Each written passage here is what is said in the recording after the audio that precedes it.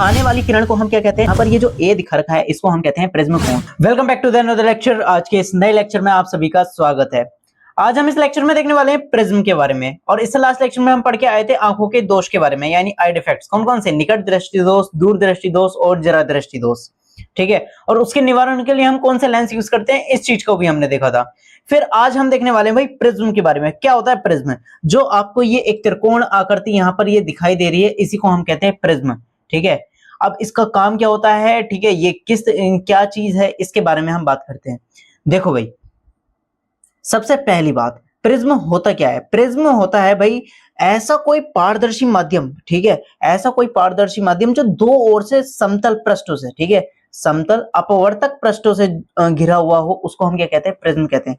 अपवर्तक पृष्ठ कहते हैं ऐसा पृष्ठ जिससे क्या हो, कोई भी प्रकाश किरण अपवर्तित हो सके। ठीक है, अब पारदर्शी माध्यम जिसके आर पार देखा जा सके, यानी जिसमें किरण आर पार जा सके। ठीक, तो देखो भाई, ये हमारे दो समतल पृष्ठ हो गए। ठीक है, इनके मतलब किसी एंगल पर झुके, और इसके बीच में जो समांग पारदर्शी माध्यम है, ठीक है, अगर वो दोनों ओर से क्या है, समतल पृष्ठों से घिरा हुआ है, तो उसी को हम कहते हैं क्या? प्रिज्म। ठीक है, प्रिज्म। आइए समझते हैं आप प्रिज्म के बारे में कि हाँ भाई, इस पर अगर प्रकाश किरण यानी लाइट आ जाए तो वो किस तरीके से जाती है। तो भाई सबसे पहले आप देखेंगे, एक मिनट में इसको इरेज कर दूं पहले। देखो भाई, जब भी कोई प्रकाश किरण आती है प्रिज्म के, मान लो ये सरफेस, ये हमारा पास प्रिज्म है। ठीक है, जब कोई प्रकाश किरण आती है तो वो कहां पर आपतित हो रही है? इस वाली बिंदु पर आपतित हो रही है। इस वाली कौन सी वाली? लेफ्ट सरफेस पर आपतित हो रही है। ठीक है, आ रही है। तो आने वाली किरण को हम क्या कहते हैं? आपतित किरण कहते हैं। आपको यूजुअली पता है, ये आपतित किरण कहते हैं। अच्छा, अब ये जो प्रकाश किरण आ रही है, ये किससे आ रही है? हवा से आ रही है। जब वो हवा से कांच में, ठीक है, कांच में जाती है, या फिर मतलब जिसका भी प्रिज्म बना हुआ है, बस पारदर्शी माध्यम मतलब पारदर्शी होना चाहिए।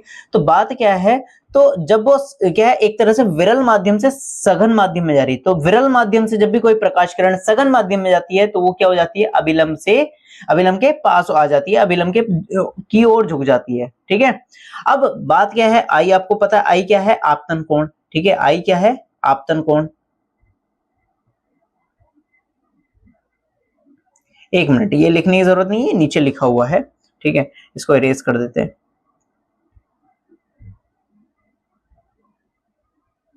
हाँ, तो भाई जब वो कोई प्रकाश किरण आती है तो इस वाली सरफेस पर आई है। ठीक है, तो वो अपवर्तन के पश्चात क्या हो जाती है? देखो भाई, इस दिशा में चली जाती है। कौन सी दिशा में चली जाती है? ई एफ दिशा में चली जाती है। और यहाँ पर ये जो लाइन दिख रही है, डॉटेड लाइन दिख रही है, ये इस पृष्ठ पर ना किसका काम कर रही है? अभिलंब का काम कर रही है। क्यों? क्योंकि हमें पता है अभिलंब कैसी होती है, किसी भी पृष्ठ पर 90 डिग्री एंगल पर क्या होती है? एक अभिलंब रेखा खींची जाती है, जिससे हम क्या करते हैं? डिफाइन करते हैं आपतन कोण को और अपवर्तन कोण को। ठीक है, फिर इसके बाद क्या होता है, जब वो दूसरे पृष्ठ से जाएगी तो फिर भाई वो फिर से कहते हैं सघन माध्यम से आप किस में जाएगी? विरल माध्यम में। जब कोई प्रकाश किरण, अच्छा इस वाली सरफेस के लिए ये जो ई एफ किरण आई है, ये वाली जो किरण है, ये वाली जो किरण है, ठीक है, ये किसका काम करेगी? आपतित किरण का काम करेगी। किसका काम करेगी? आपतित किरण का काम करेगी। तो जब ये प्रकाश किरण इस वाली सरफेस पर, ए सी सरफेस पर आती है, तो भाई वह अपवर्तन के पास, अब सघन माध्यम से विरल माध्यम में जा रहा है, तो यानी अभिलंब से दूर की ओर जाएगा। ठीक है, तो वह अभिलंब से दूर हट जाता है और क्या है? आर एस दिशा में चला जाता है। ठीक है, जो हमारी प्रकाश किरण है वो आर एस दिशा में चली जाती है। ठीक है, तो देखो भाई, पीई रेखा, पीई प्रकाश किरण क्या हो गई? आपतित किरण हो गई। ई एफ जो हो गई हमारे पास अपवर्तित किरण हो गई। ठीक है, एफ और एस किरण जो हो गई हमारे पास क्या हो जाएगी? एफ और एस हमारे पास हो जाएगी निर्गत किरण। क्या हो जाएगी? निर्गत किरण। एफ और एस जो हो जाएगी हमारे पास निर्गत किरण। एन और एन डैश क्या है हमारे पास? नॉर्मल है, अभिलंब है। एम और एम डैश क्या है हमारे पास? अभिलंब है। ठीक है, दूसरी सरफेस की, एसी सरफेस की। अब बात क्या है, ये जो पीई हमारे पास प्रकाश किरण है, अब यहाँ पर बात आती है, देखो, और हाँ, यहाँ पर ये जो ए दिखा रखा है, इसको हम कहते हैं प्रिज्म कोण। ठीक है, इसको हम क्या कहते हैं? प्रिज्म कोण कहते हैं। ठीक, प्रिज्म ए को हम प्रिज्म कोण से डिफाइन करते हैं। ठीक, पी क्यू जो ये हमारे पास, पीई जो हमारे पास कहते हैं रेखा है, ठीक है, लाइन जो आ रही है, प्रकाश किरण, पीई प्रकाश किरण जो आ रही है, एक मिनट,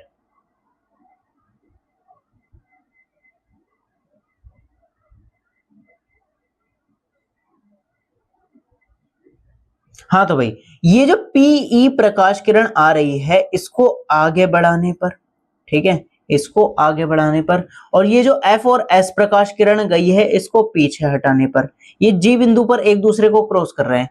अब यहाँ पर ये जो इन दोनों के बीच जो बना कोण है इसको हम कहते हैं विचलन कोण, ठीक है, डिफ्लेक्शन, यानी किरण कितना मुड़ी है, ठीक है, कितना डिफ्लेक्ट हुई है, कितना विचलित हुई है। यानी प्रकाश किरण आ रही थी इस तरीके से, गई किस तरीके से, इस तरीके से, ठीक है, तो ये इसका डिफ्लेक्शन एंगल होता है, ठीक है, इसको हम कहते हैं डी को डिफ्लेक्शन एंगल यानी विचलन कोण। और ए हमारे पास क्या है यहाँ पर, प्रिज्म कोण, ठीक है। आई होप आपको क्लियर हो गया होगा। अब यहाँ पर हम एक बार देख भी लेते हैं। देखो भाई पीई जो किरण है ये क्या है, आपतित किरण है। आई जो है हमें पता है आपतन कोण होता है। ई एफ ये वाली जो है ये अपवर्तित किरण है, अपवर्तन हुआ है विरल माध्यम से सघन माध्यम में गई है। फिर इसके बाद जो एंगल आर है ये कौन सा कोण है, अपवर्तन कोण है। एफ और एस जो रेखा है प्रकाश किरण है इसको कहते हैं हम निर्गत किरण, ठीक है। और ये जो ई है ये क्या है, निर्गत कोण है। कौन सा कोण है, निर्गत कोण। ए जो है इसमें प्रिज्म कोण है, और डेल्टा डी जो है सॉरी डी जो है ये क्या है, विचलन कोण है। इसको डेल्टा से भी प्रदर्शित करते हैं, ठीक है, विचलन कोण को हम डेल्टा से भी प्रदर्शित करते हैं। अगर इसकी डेफिनेशन पूछी जा सकती है तो इसको हम किस तरीके से डिफाइन करेंगे, जो भाई प्रिज्म पर आपतित किरण है उसको आगे बढ़ाने पर तथा जो निर्गत किरण है उसको पीछे हटाने पर इन दोनों के बीच में जो कोण बनता है, जो एंगल बनता है, उसी को हम कहते हैं क्या, विचलन कोण, ठीक है। या आप कह सकते हैं आपतित किरण तथा निर्गत किरण के बीच बनने वाले कोण को हम क्या कहते हैं, विचलन कोण कहते हैं, ठीक। आई होप आपको ये चीजें क्लियर हो गई होंगी, ठीक है, प्रिज्म के बारे में बात क्लियर हो गई होगी। आइए आगे चलते हैं। फिर इसके बाद अच्छा ये पूरी कहानी दे रखी है कि हाँ भाई अगर आप यहाँ से देखना चाहते हैं तो यहाँ पीई आपतित किरण है और ईएफ अपवर्तित किरण है। जो जो हमने मतलब समझा है वही ये इसमें लिखा है। एफएस निर्गत किरण है, आप देख सकते हैं पहले पृष्ठ एबी पर एक आपतित मतलब किरण आपतित होती है, फिर अपवर्तन के पश्चात वो किधर जाती है, ईएफ दिशा में चली जाती है। दूसरे पृष्ठ पर एसी पर वह किसका काम करेगी, आपतित किरण का काम करेगी, ठीक है। इस तरीके से ये पूरा डिफाइन किया हुआ है। तो इस तरीके से आपको प्रिज्म के सारे मुख्य बिंदुओं के बारे में पता चल गया होगा, ठीक है। आज के लेक्चर में इतना ही। नेक्स्ट लेक्चर में हम पढ़ेंगे प्रकाश का वर्ण विक्षेपण, ठीक है, यानी जब प्रकाश किसी भी प्रिज्म से प्रवेश करता है, किसी प्रिज्म में प्रवेश करता है तो वह कितने कलरों में डिवाइड होता है और कौन सा कलर सबसे ज्यादा लंबी दूरी तय करता है और कौन सा कलर सबसे कम दूरी तय करता है, इसके बारे में चर्चा करेंगे। तो मिलते हैं जल्दी नेक्स्ट लेक्चर में। Bye bye, tata, see you.